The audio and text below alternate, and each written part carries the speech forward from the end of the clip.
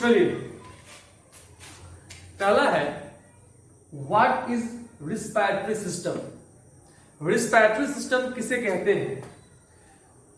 जैसे digestive system हम लोग पढ़े, groups of organ helps in digestion, excretory पढ़े, groups of organs helps in excretion. उसी तरह से रिस्पिरेटरी सिस्टम का हो जाए groups of organ which helps in respiration. मतलब बहुत सारे ऑर्गन जो कि रिस्पिरेशन करने में मदद करे उनको हम कहते हैं रिस्पिरेटरी सिस्टम। रिस्पिरेशन क्या होता है? रिस्पिरेशन का मतलब होता है ब्रेक डाउन ऑफ फूड, ठीक है, ब्रेक डाउन ऑफ फूड कहिए या बर्निंग ऑफ फूड कहिए, ऑक्सीडेशन ऑफ फूड कहिए, फूड के ग्लूकोज भी इस्तेमाल कर सकते हैं। तो कोई पूछो व्हाट इज रिस्पिरेशन, हम कहेंगे बर्निंग ऑफ फूड या ब्रेक डाउन ऑफ फूड। क्यों? To gives us energy.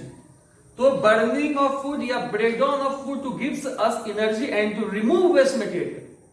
यहां भी वेस्ट मटेरियल निकलता है, याद कीजिए हम बोले थे कि kidney is a excretory organ क्योंकि वो वेस्ट मटेरियल निकालता है यूरिया। उसी तरह से जो आपका लंग्स है it is also a excretory organ क्योंकि वो क्या निकालता है? वेस्ट मटेरियल, क्या? Carbon dioxide. तो व्हाट इज रिस्पिरेशन? तो रिस्पिरेशन क्या है? तो कहेंगे कि break down of food to gives us energy and it also helps in the removal of waste material that is carbon dioxide. तो रिस्पिरेशन क्या है? तो रिस्पिरेशन का प्रोसेस है जिसमें खाना को तोड़ा जाता है। क्यों? ताकि वो तोड़ने के बाद एनर्जी प्रोड्यूस करे और वेस्ट मटेरियल को बाहर निकालने। कौन सा waste material? Gases waste material that is carbon dioxide. What is its use? आखिर इसका यूज क्या है? रिस्पिरेटरी सिस्टम का हमारे बॉडी में यूज क्या है? तो रिस्पिरेटरी सिस्टम का बॉडी में बहुत ज्यादा यूज है। रिस्पिरेटरी सिस्टम का सबसे मेन काम है कि रिस्पिरेटरी सिस्टम क्या करता है? It gives us energy. ये हमारे बॉडी में एनर्जी देता है, चाहे यूनिसेलुलर हो, मल्टी सेलुलर हो, एक सेल का जीव हो या लाखों करोड़ों सेल का जीव हो, तो सभी को क्या चाहिए? एनर्जी चाहिए। यूनिसेलुलर हो, मल्टी सेलुलर हो, यूकैरियोट्स हो, प्रोकैरियोट्स हो, फर्क नहीं पड़ता है। अगर वो लिविंग बीइंग है, अगर वो जिंदा है तो उसको एनर्जी चाहिए क्योंकि जितने भी लिविंग बीइंग होते हैं वो सभी किससे बना रहता? सेल से। और सेल के अंदर बहुत सारे ऑर्गेनेल होते हैं और सभी ऑर्गेनेल को काम करने के लिए एनर्जी चाहिए। तो जितने भी लिविंग ऑर्गेनिज्म होंगे सभी को क्या चाहिए? एनर्जी चाहिए। और एनर्जी मिलने का मात्र एक ही तरीका वो क्या है? रिस्पिरेशन। तो इसका यूज क्या है? तो कहेंगे कि इट गिव्स अस एनर्जी और दूसरा it helps in the removal of waste material that is carbon dioxide. तो रिस्पिरेशन जितने भी धरती पे लिविंग थिंग होंगे, चाहे वो एक सेल का हो या अरबों सेल का हो, बैक्टीरिया हो या हम लोग हो, यूकैरियोट्स, प्रोकैरियोट्स, फर्क नहीं पड़ता। अगर वो लिविंग है तो वो रिस्पायर करेगा क्योंकि it is the only way by which you can get energy. और एनर्जी कोई भी लिविंग थिंग है तो उसको एनर्जी चाहिए ही चाहिए, ज्यादा चाहिए कम चाहिए, वो doesn't matter. Matter is they required energy and for energy breakdown of food is compulsory and that is respiration.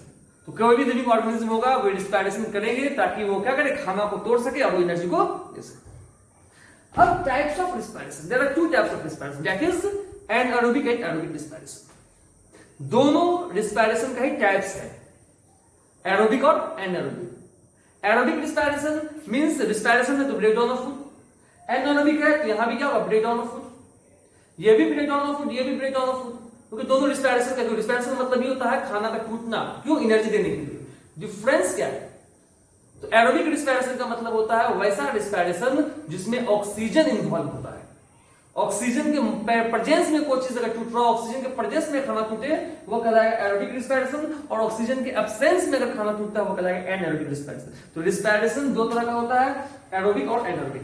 तो रिस्पिरेशन का मतलब क्या है? ब्रेक डाउन ऑफ फूड, खाना का टूटना।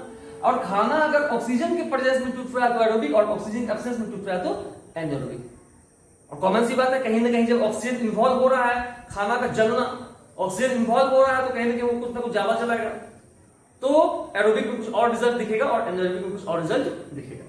तो ये टॉपिक है। फिर से एक बार रिवाइज कर दिया जाए, what is respiratory system? The groups of organs which helps in respiration called as respiratory system. What is respiration? It is a process of breakdown of food to gives us energy and also to remove out the waste material, gases waste material that is carbon dioxide. What is its use?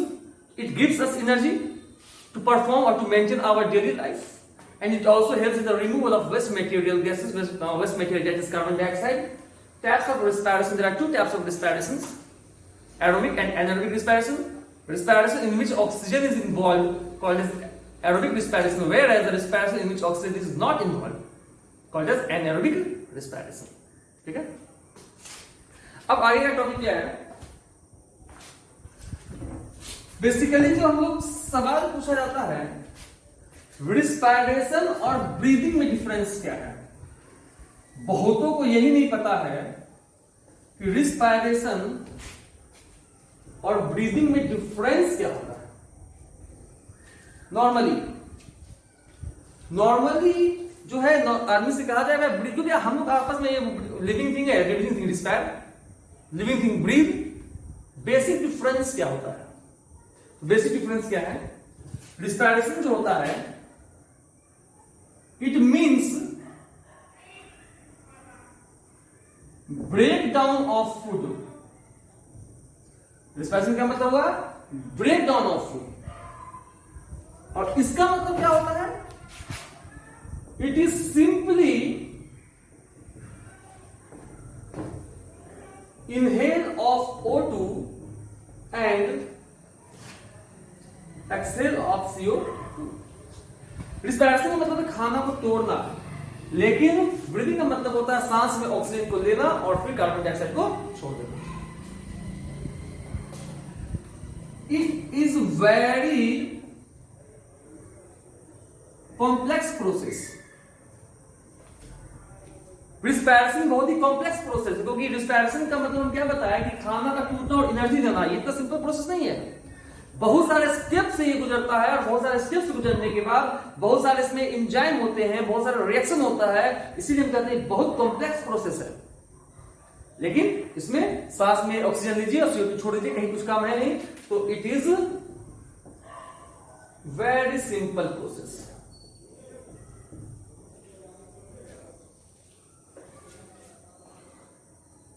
ठीक है,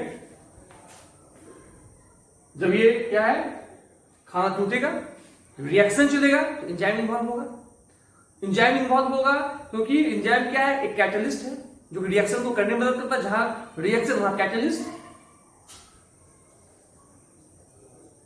it requires enzyme. Enzymes कर लीजिए. It do not require enzyme. इसमें किसी प्रकार का कोई भी एंजाइम कर सकता नहीं पड़ता है. क्लियर? फिर क्या है? It gives us energy. Respiration में खाना टूट कर डिफिनेशन क्या था? Break down of food to gives us energy. ये एनर्जी देता है, लेकिन ऑक्सीजन लेके CO2 छोड़ना, इसमें कहीं भी एनर्जी का कोई बात नहीं होता है. It do not gives us energy. Breathing में किसी प्रकार का कोई एनर्जी हम लोगों को मिलता नहीं है. ठीक है, उसके बाद डाइजेशन अगर याद हो तो डाइजेशन में चौथा स्टेप है एसिमिलेशन ऑफ फूड.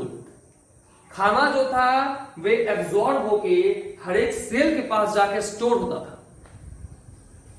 और जैसे ही ऑक्सीजन उस सेल में जाता है, जैसे ही ऑक्सीजन सेल में घुसता है, वो रिस्पायरेशन स्टार्ट हो जाता है. मतलब ये सेल के अंदर होता है. It is intracellular process. लेकिन ब्रीदिंग, सांस को फेफड़ा में भरना है, लंग्स से फिर निकाल देना है, कहीं सेल के अंदर नहीं जा रहा है. इसीलिए इट इज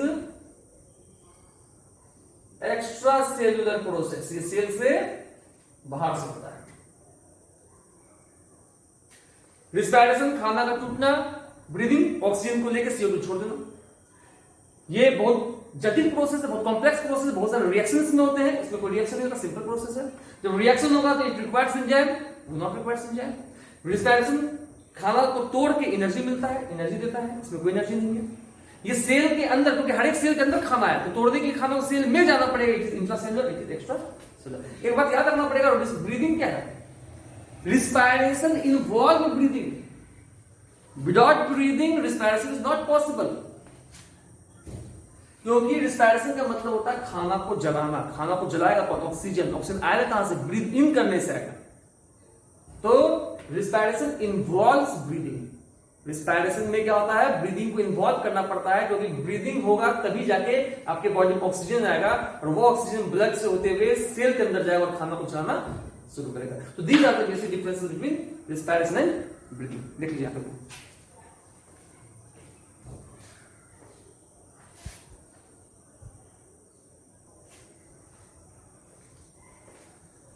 अब क्या है, ये तो क्या रिस्पायरेशन ब्रीदिंग। अब हम there are two types of respiration, namely aerobic and anaerobic respiration. तो ये एरोबिक और एनारोबिक रिस्पायरेशन में डिफरेंस क्या है? ये जो कह रहे हैं कि दो तरह का रिस्पायरेशन है, एरोबिक रिस्पायरेशन और एनारोबिक रिस्पायरेशन। दोनों में बेसिकली डिफरेंस क्या होता है ये तो सोचिए।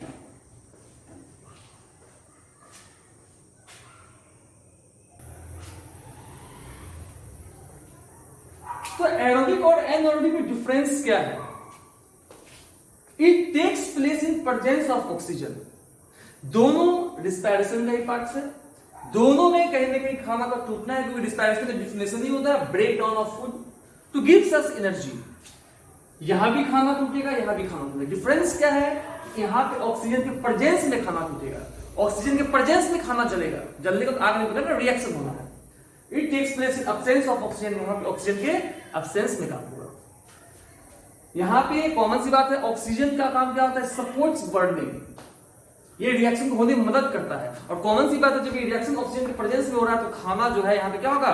बहुत ज्यादा टूटेगा, क्योंकि ऑक्सीजन मात्रा में पर्याप्त मात्रा में है तो रिएक्शन बहुत ज्यादा होगा, इसी कारण से खाना पूरा टूटेगा। यहाँ पे ऑक्सीजन नहीं है तो खाना कम टूटेगा, इनकम्प्लीट ब्रेकडाउन ऑफ फूड।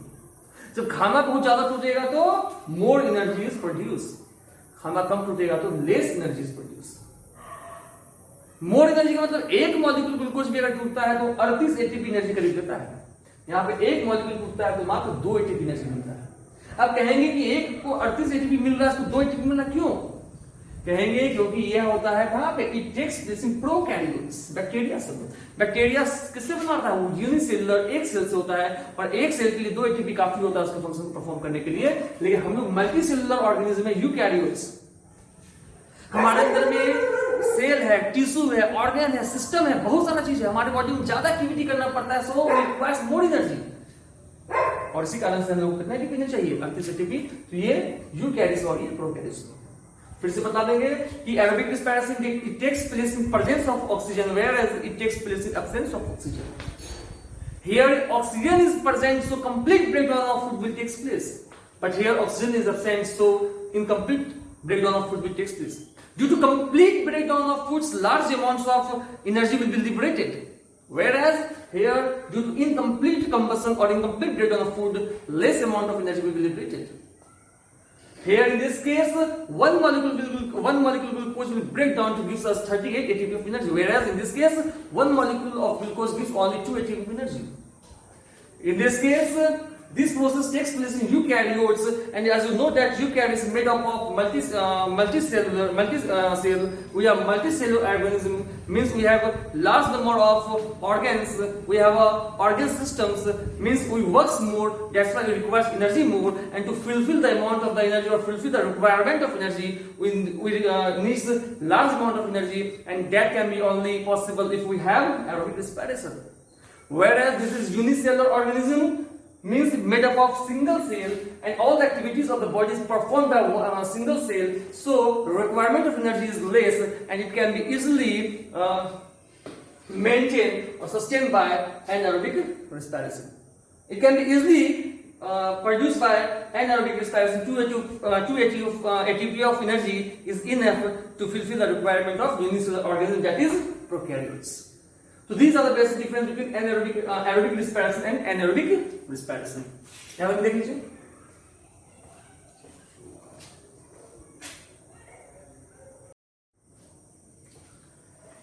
चलिए फिर से बात डिस्कस करेंगे। दो तरह का respiration, aerobic, anaerobic. Aerobic respiration हो रहा है कहां पे? मल्टीसेलुलर में। एनारोबिक कहां हो रहा है? प्रोकैरियोट्स में। दूसरी बात डिफरेंस क्या है कि दोनों अगर रिस्पायरेशन है तो दोनों में खाना टूटेगा, दोनों एनर्जी देगा, ठीक है। डिफरेंस बस ऑक्सीजन का है। तो इसको समझने के लिए हम लोग ये समझते हैं, एक डिफरेंस और दिमाग में रखिएगा एरोबिक और एनारोबिक में, कि aerobic respiration takes place throughout the life, ये जब तक हमारा जीवन है तब तक ये चलते रहता है। लेकिन anaerobic respiration is temporary process. Temporary मतलब क्या होता है कि कभी कभी हम लोग ओवर वर्क कर लेते हैं, ज्यादा वर्क कर लेते हैं, तो उस केस में क्या होता है, बॉडी में ऑक्सीजन का मात्रा कम हो जाता है और उस केस में हमारे बॉडी में एनारोबिक रिस्पायरेशन होता है। उसको थोड़ा सा एक बार और आगे डिस्कस करेंगे। फिलहाल हम समझते हैं, ये हमारे बॉडी का सेल है, ये सेल के अंदर माइटोकॉन्ड्रिया है, ये साइटोप्लाज्म, और अभी हम लोग खाना खाए थे तो खाना एब्जॉर्ब हो चुका था और खाना को सेल के अंदर स्टोर कर दिया गया था। ये हमारा खाना है store in form of glucose, and this is cytoplasm, और ये क्या है हमारा? माइटोकॉन्ड्रिया। जब वहां पे आएंगे तो वहां देखेंगे। अब आता है कि बॉडी को एनर्जी की आवश्यकता है, तो बॉडी जो है आपसे डिमांड करेगा कि भाई एनर्जी मुझे चाहिए। अब एनर्जी जहां चाहिए तो सबसे पहला स्टेप जो रिस्पायरेशन का स्टार्ट होता है, यहां पे हम पढ़ेंगे स्टेप्स ऑफ रिस्पायरेशन। सबसे पहला जो स्टेप्स रिस्पायरेशन का होता है वो है glycolysis. Glycolysis means glyco plus lysis. Glyco means होता है ग्लूकोज और लाइसिस का मतलब होता है ब्रेकडाउन। याद करेंगे यूरिन में क्या होता है? ग्लाइकोसूरिया, मतलब यूरिन में ग्लूकोज का मात्रा जाता है, तो glyco refers to glucose and lysis means breakdown, means breakdown of glucose, glucose का टूटना। तो यहां पे साइटोप्लाज्म में पहला स्टेप चलता है और साइटोप्लाज्म में ग्लूकोज टूटना शुरू करता है, और ग्लूकोज जब टूटना शुरू करता है इस प्रोसेस को हम कहते हैं glycolysis. It is the first step. हम यह मान के चलते हैं कि हमारे साइटोप्लाज्म में 1 मॉलिक्यूल ऑफ ग्लूकोज है ना, हमारे साइटोप्लाज्म में 1 मॉलिक्यूल ऑफ ग्लूकोज है। हम एक ग्लूकोज को मान के चल रहे हैं, एक मॉलिक्यूल ग्लूकोज से क्या हो सकता है? तो साइटोप्लाज्म में पहला स्टेप ग्लाइकोलाइसिस स्टार्ट होगा, और ग्लाइकोलाइसिस में मतलब ग्लूकोज का टूटना शुरू होगा। ग्लाइकोलाइसिस में स्टार्टिंग में ही कहते हैं एरोबिक रिस्पायरेशन में या रिस्पायरेशन में ही कि respiration is a complex process. Complex process का मतलब पहला स्टेप ग्लाइकोलाइसिस में ही 10 स्टेप है, ये 10 स्टेप, और इस 10 स्टेप में 1 2 3 10 स्टेप में 10 स्टेप जब होता है तो लास्ट में कुछ बनता है और बीच में भी कुछ बनता है। मतलब रिएक्शन खत्म होने के बाद जो कुछ बच जाता है उसको हम लोग कहते हैं एंड प्रोडक्ट। तो ग्लाइकोलाइसिस रिएक्शन लंबा है, उसको कभी सीनियर क्लास में देखना आप लोगों को, इसलिए इसका डिस्कशन नहीं कर रहे हैं, बेसिकली ये 10th के लिए ही बन रहा है। तो जो ये 10 स्टेप होता है उसको कभी आगे हम लोग देख लेंगे। तो इस 10 स्टेप में जो लास्ट में बचा है ना, बहुत सारे एंजाइम भी बीच में इन्वॉल्व है, क्योंकि हम लिखे थे कि रिस्पायरेशन में एंजाइम भी इन्वॉल्व होता है, जब रिएक्शन हो रहा है तो एंजाइम भी इन्वॉल्व होगा। तो जो लास्ट में बचा उसको इन प्रोडक्ट बोलते हैं, और लास्ट में क्या बचता है? सबसे पहली बात ग्लाइकोलाइसिस हो कहां है? साइटोप्लाज्म के अंदर। ये कहां पे हो रहा है? साइटोप्लाज्म के अंदर। और जो एंड प्रोडक्ट है मींस लास्ट में क्या बचता है? 2NADH2 2ATP 2 molecule of pyruvic acid. चाहे रिएक्शन, अब इंटरेस्टिंग बात, चाहे रिएक्शन एरोबिक हो या एनारोबिक हो, यह पहला स्टेप कॉमन है। ग्लाइकोलाइसिस एनारोबिक होगा तो भी होगा, एरोबिक होगा तो भी होगा। अगर रिएक्शन एनारोबिक है मींस ऑक्सीजन की कमी है, तो यह जो बना है ग्लाइकोलाइसिस में, यह सब जो है वो आपस में टूट कर कुछ प्रोडक्ट बना के वहीं पे रिएक्शन रुक जाएगा। लेकिन अगर रिएक्शन एरोबिक है तो जो भी कुछ बना है ये यहां से उठकर, यहां साइटोप्लाज्म से उठकर चला जाएगा माइटोकॉन्ड्रिया के अंदर। इसीलिए हम कहे थे कि जो एरोबिक और एनारोबिक रिस्पायरेशन में कि एनएरोबिक रिस्पायरेशन जो होता है वे साइटोप्लाज्म ही सिर्फ होता है। एनारोबिक रिस्पायरेशन में ग्लाइकोलाइसिस हुआ और अगर ऑक्सीजन की कमी है ये सभी टूट के यहीं पे कुछ नया बना देगा, रिएक्शन नहीं रुक जाएगा। तो एनारोबिक सिर्फ साइटोप्लाज्म में हुआ। अगर एरोबिक है तो जो भी बना ग्लाइकोलाइसिस में ये सारा चला जाएगा माइटोकॉन्ड्रिया के अंदर, मतलब साइटोप्लाज्म माइटोकॉन्ड्रिया दोनों का रिएक्शन होगा। तो एनारोबिक और एरोबिक में ये भी एक डिफरेंस होता है जो आप लिख सकते हैं। तो दो डिफरेंस हम बताए जो लिखे नहीं थे, एक था एनारोबिक कभी कभी टेम्पोररी, एरोबिक परमानेंट पूरी लाइफ में होता है। दूसरा एनारोबिक साइटोप्लाज्म में होता है और एरोबिक साइटोप्लाज्म के साथ साथ माइटोकॉन्ड्रिया में होता है। अभी हम पढ़ रहे हैं एनारोबिक रिस्पायरेशन। एनारोबिक रिस्पायरेशन हम बताए प्रोकैरियोट्स में होता है, लेकिन कभी कभी हमारे अंदर भी एनारोबिक रिस्पायरेशन हो जाता है। सपोज करते हैं कि हम बहुत ज्यादा वर्कआउट कर रहे होते हैं, बहुत ज्यादा हम काम कर रहे होते हैं, उस केस में क्या होता है कि हमारे बॉडी को एनर्जी का मात्रा ज्यादा चाहिए होता है, लेकिन हमारे बॉडी में ऑक्सीजन का मात्रा कम होता है। जब एनर्जी ज्यादा चाहिए तो खाना को ज्यादा तोड़ना पड़ेगा। खाना को तोड़ना पड़ेगा तो उसके लिए दो तरीका है, ऑक्सीजन की कमी में तोड़ो या ज्यादा में तोड़ो। ज्यादा में तोड़ेंगे तो 38 एटीपी मिलेगा, लेकिन हम बहुत ज्यादा वर्क कर रहे हैं, बॉडी में ऑक्सीजन का मात्रा कम है, लेकिन मेरा सेल जो है वो हमसे एनर्जी का डिमांड कर रहा है। तो उस केस में मेरे पास ऑक्सीजन ना होने के कारण हम बिना ऑक्सीजन के ही खाना को तोड़ देते हैं, ताकि कुछ नहीं तो कम से कम 2 एटीपी एनर्जी तो मिले। उस केस में हमारे अंदर एनएरोबिक रिस्पायरेशन शुरू हो जाता है। तो कभी कभी हमारे बॉडी के अंदर, कभी कभी इसलिए करें टेम्पोररी, कभी कभी हमारे बॉडी के अंदर भी एनएरोबिक रिस्पायरेशन होता है। तो एनारोबिक में पहला स्टेप ग्लाइकोलाइसिस हो गया, ऑक्सीजन का कमी है, आगे कुछ दिखा नहीं, तो यहीं पे ये सब टूट जाएगा। तो अगर हमारे अंदर एनारोबिक रिस्पायरेशन इन एनिमल हो जाए तो क्या होगा? अगर हमारे अंदर एनारोबिक रिस्पायरेशन हो जाए तो क्या हो जाएगा? तो ग्लाइकोलाइसिस द कॉमन स्टेप, तो ग्लाइकोलाइसिस होगा। ग्लाइकोलाइसिस में मेरा ये बना और रिएक्शन एनारोबिक है, तो ये सब टूट कर लास्ट में एक नया चीज बना लेगा। पायरुविक एसिड मेरे पास 2 मॉलिक्यूल है, तो ये पायरुविक एसिड का फॉर्मूला लिखेंगे।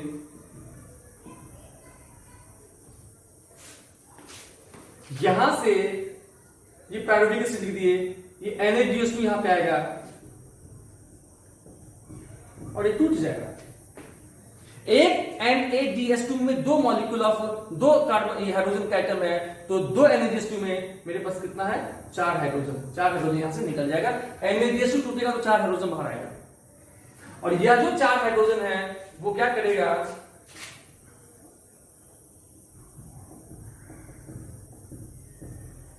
इसमें आके ये जुड़ जाएगा। ये जो NaDH2 से 4 हाइड्रोजन निकला है वो पायरुविक एसिड में आके जुड़ जाएगा। कैसे जुड़ेगा? एक मॉलिक्यूल अभी बना रहे हैं, एक ये O के साथ H जुड़ा, एक H इस C के ऊपर जुड़ा और ये COOH। तो एक जुड़ा यहां पे, एक जुड़ा यहां पे। एक पायरुविक एसिड में 2 हाइड्रोजन जुड़ गया। मेरे पास 2 पायरुविक एसिड था, तो एक में 2 चाहिए तो 2 में 4 चाहिए, ये चारों हाइड्रोजन यहां पे यूज हो गया। अब यह जो मेरा बना इसको हम क्या बोलते हैं?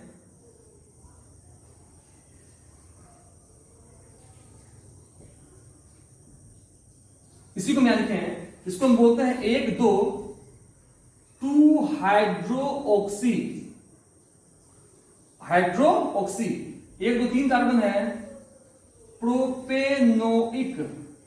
प्रोपेन 3 की है, मिथेन प्रोपेन, और कार्बोक्सिलिक का जो टर्म होता है उसके ओइक यूज करते हैं, तो 2 हाइड्रोक्सी प्रोपेनोइक एसिड, और इसी को हम बोल देते हैं लैक्टिक एसिड। यही है लैक्टिक एसिड। तो कितना बना लैक्टिक एसिड? तो 2 लैक्टिक एसिड। तो यह जो 2 पायरुविक एसिड था वे आपस में बन गया लास्ट में लैक्टिक एसिड। कौन बनने में मदद किया? NaDH2। तो प्रोपेनोइक एसिड बन गया लैक्टिक एसिड, NaDH2 मदद किया, ये तो खत्म हो गया, ये इसमें चेंज हो गया, और लास्ट में क्या बच गया? 2 ATP ऑफ एनर्जी। तो अगर एनारोबिक रिस्पायरेशन एनिमल में होगा तो 2 मॉलिक्यूल ऑफ लैक्टिक एसिड और 2 ATP बनता है। हम पहले बताते चाहे एनारोबिक एनिमल में हो प्लांट में फर्क नहीं पड़ता है, एनर्जी आपको बनता है मात्र 2 ATP। एनिमल बनेगा तो क्या बन जाएगा, लैक्टिक एसिड। ये पूरा प्रोसेस है। अगर यही चीज हो जाए,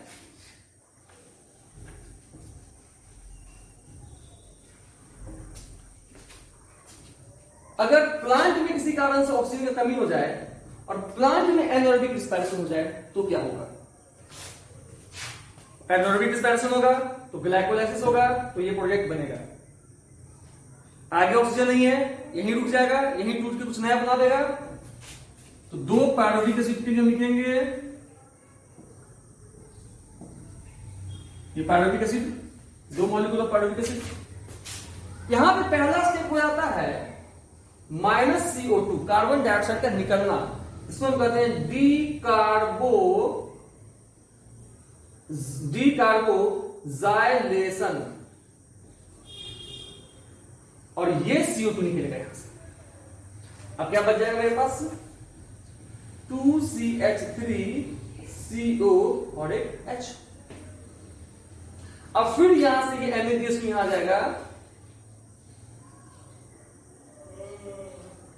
2 मॉलिक्यूल था, ये फिर से टूट जाएगा और कितना हाइड्रोजन दे देगा, 4 हाइड्रोजन। और फिर ये 4 हाइड्रोजन इसमें जिस तरह वहां जुड़ा यहां भी जुड़ जाएगा। कैसे जोड़ेंगे हम लोग, एक हाइड्रोजन पहले इसी का लिख देते हैं ताकि आपको समझने में आसानी हो, +4 हाइड्रोजन। कैसे, एक हाइड्रोजन यहां जुड़ा, हम एक के बारे में बता रहे हैं पहले, एक यहां जुड़ा, एक इसके ऊपर जुड़ा और ये H। तो एक में 2 जुड़ गया, मेरे पास कितना था, 2 मॉलिक्यूल, तो 2 में कितना जुड़ेगा, 4, तो चारों हाइड्रोजन यूज हो गया। इसको हम कैसे लिखेंगे, H2OH। इसको हम कैसे लिख सकते हैं, OH। इसको हम कैसे लिख सकते हैं, C2H5OH। और इसी को बोलते हैं C2H5OH को इथाइल अल्कोहल। कितना मॉलिक्यूल बना, 2 मॉलिक्यूल। तो यह जो पायरुविक एसिड है क्या बना दिया, इथाइल अल्कोहल, वहां बनाया था लैक्टिक एसिड। तो 2 मॉलिक्यूल 2 मॉलिक्यूल, NaDH2 टूट गया था, बच गया लास्ट में 2 ATP ऑफ एनर्जी। तो एनारोबिक रिस्पायरेशन कोई भी हो, एनर्जी बनेगा 2 ही ATP। प्लांट और ईस्ट यही सवाल आता है, ईस्ट में होगा तो क्या होगा, प्लांट में होगा तो क्या होगा। तो ईस्ट और प्लांट में बनता है इथाइल अल्कोहल और 2 ATP ऑफ एनर्जी, 2 इथाइल को 2 ATP। कब, जब एनारोबिक रिस्पायरेशन चलता है, यहां गंदगी होती है।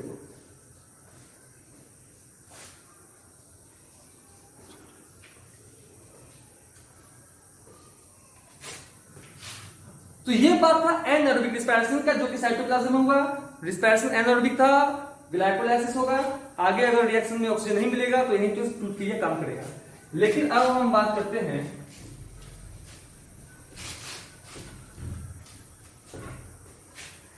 अगर रिएक्शन एरोबिक हो तो क्या होगा। तो जो भी कुछ साइटोप्लाज्म में ग्लाइकोलाइसिस हुआ, ये सभी कुछ बना। अब जो भी कुछ बनेगा वो चला जाएगा। तो एनारोबिक रिस्पायरेशन से साइटोप्लाज्म में होगा। अगर एरोबिक होगा तो जो भी कुछ बनेगा वे आगे बढ़ जाएगा। मींस साइटोप्लाज्म में जो ग्लाइकोलाइसिस पहला स्टेप हो गया, अब फिर जो भी कुछ होगा चला जाएगा माइटोकॉन्ड्रिया के अंदर। माइटोकॉन्ड्रिया का नाम कर देते हैं, 2 मेम्ब्रेन के बीच का स्पेस को हम कहते हैं पेरीमाइटोकॉन्ड्रियल स्पेस। बीच में लिक्विड भरा हुआ है, इसको हम कहते हैं मैट्रिक्स। और इनर मेम्ब्रेन अंदर की ओर फोल्ड किया हुआ है, ये इसको हम कहते हैं क्रिस्टी। और यही क्रिस्टी के ऊपर इस तरह का स्ट्रक्चर बना हुआ है, इसको हम कहते हैं ऑक्सीजोम। ये सेल पढ़े होंगे तो ये सबका आपको नॉलेज होना चाहिए।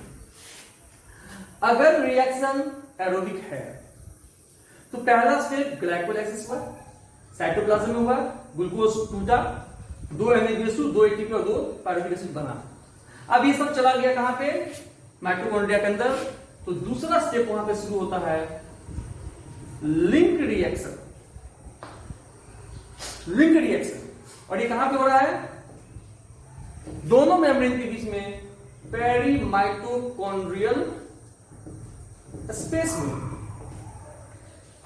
ग्लाइकोलाइसिस हुआ, 10 स्टेप पूछ रहा है। हम क्या कहते हैं कि ऑक्सीजन है तो ये पूरा टूटेगा, ग्लूकोज को पहले तोड़ा पायरुविक एसिड, ये एनारोबिक था। अब यहां पर ऑक्सीजन का यूज होगा। यही था कि ग्लूकोज को टूटने में ऑक्सीजन का पता नहीं था, तो क्या टूट के बना पायरुविक एसिड, ठीक है, जो कि एनारोबिक में भी काम कर गया, एरोबिक में काम कर गया। लेकिन अब यहां पे ऑक्सीजन अगर रहेगा तो रिएक्शन आगे बढ़ जाएगा और वो टूटेगा। ऑक्सीजन नहीं रहेगा तो बस वही एनारोबिक रह जाएगा। जैसे ही ऑक्सीजन इसको मिला, अब ये जो भी कुछ बना यानी कि पायरुविक एसिड और टूटना शुरू होगा, और वो कहां टूटेगा, पेरी माइटोकॉन्ड्रियल स्पेस, और स्टार्ट करेगा लिंक रिएक्शन। नाम पड़ा लिंक रिएक्शन, क्यों, अभी इसके बारे में क्लियर करेंगे। तो लिंक रिएक्शन में भी 5-7 स्टेप होता है, यहां भी कुछ एंजाइम यूज होते हैं, लेकिन अभी इन प्रोडक्ट देखेंगे। इसमें बनता है 2NADH2 plus 2 acetyl coenzyme, 2 acetyl coenzyme और 2 NADH2। अब यह जो भी बचा, अभी यहां ग्लाइकोलाइसिस हुआ, जो भी बचा पेरी माइटोकॉन्ड्रियल में, पायरुविक एसिड पेरी माइटोकॉन्ड्रियल में। अब जो भी रिएक्शन हुआ एसिटल कोएंजाइम अभी चला गया मैट्रिक्स में, और तीसरा स्टेप हुआ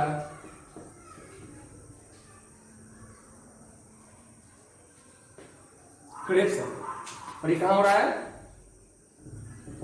इसको लिंक रिएक्शन इसलिए बोलते हैं कि ये ग्लाइकोलाइसिस और क्रेब्स साइकिल के बीच को जोड़ता है, इसलिए इसको लिंक रिएक्शन कहते हैं। दोनों ग्लाइकोलाइसिस क्रेब्स साइकिल के बीच का एक आधार है, जो ग्लाइकोलाइसिस में बना उसको थोड़ा सा चेंज करके ये क्रेब्स शुरू करवा दे, इसको लिंक रिएक्शन कहते हैं।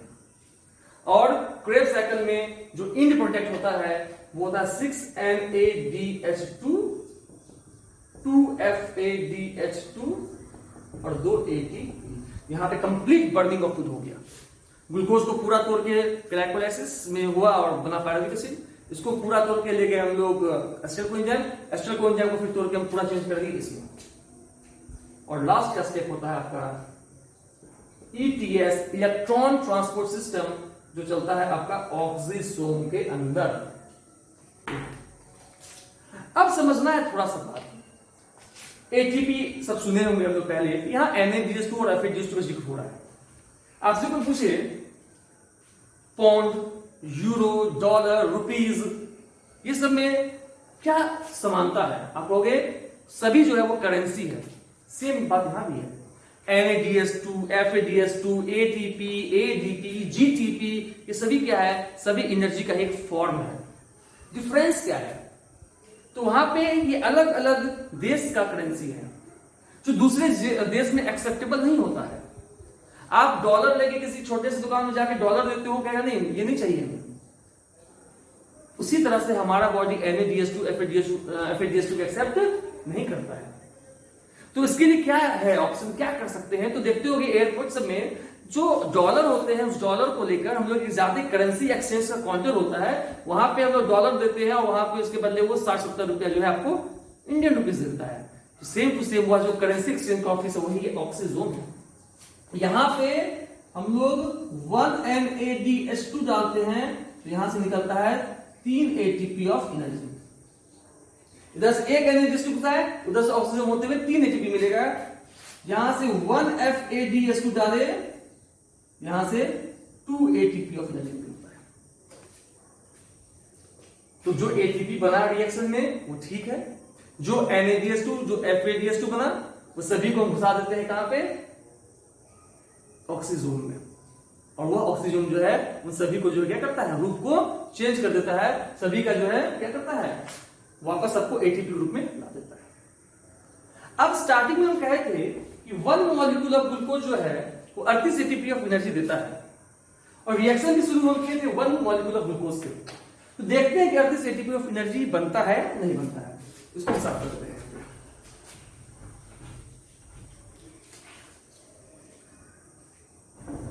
पहला स्टेप क्या है, ग्लाइकोलाइसिस। क्या बना, 2NADH2, 2 ATP। दूसरा स्टेप क्या है, लिंक रिएक्शन। लिंक रिएक्शन क्या बना इसमें, 2NADH2। दूसरा स्टेप क्या है, क्रेब्स साइकिल, क्या बना 6NADH2 plus 2FADH2 plus 2ATP। अब ये सभी गया है कहां पे, ऑक्सीजोम में, और ऑक्सीजोम में जाने के बाद सभी अपना रूप को चेंज किया है। 1NADH2 3 ATP के बराबर, 2NADH2 कितना हो जाएगा 6 ATP के बराबर, 6 और ये 2 8 ATP। तो ग्लाइकोलाइसिस में 8 ATP बनता है, ठीक है। 1NADH2 3 ATP के बराबर, 2NADH2 6 ATP के बराबर। तो लिंक रिएक्शन में 6 ATP बनता है। 1NADH2 3 ATP के बराबर, 6 NADH2 18 के बराबर, 1FADH2 2 ATP के बराबर, 2FADH2 4 के बराबर, और ये 2 ATP। ये सबको 18 4 22 2 24 ATP। तो ग्लाइकोलाइसिस में 8 ATP, लिंक रिएक्शन में 6 ATP और क्रेब्स साइकिल में 24 ATP। इन सभी को अगर जोड़ा जाए